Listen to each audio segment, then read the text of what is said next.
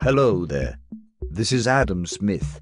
I am the author of The Theory of Moral Sentiments and an inquiry into the nature and causes of the wealth of nations. I am considered, in your time, as the father of modern economics and capitalism. I studied social philosophy at the University of Glasgow and the University of Oxford. I was often described as a prototypical absent-minded professor.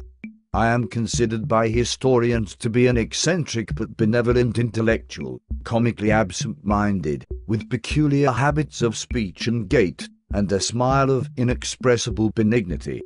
Did you know that I often talk to myself?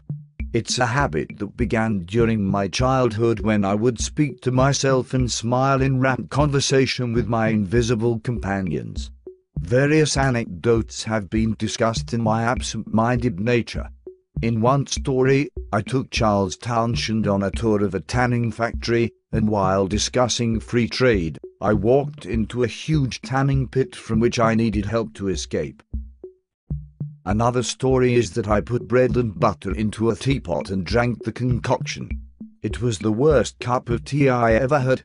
I also went out walking and daydreaming in my nightgown and ended up 15 miles or about 24 kilometers outside town before nearby church bells brought me back to reality.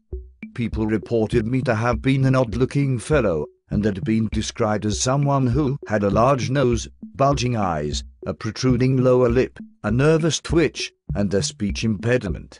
I didn't like portraits, so almost all depictions of me created during my lifetime were drawn from memory.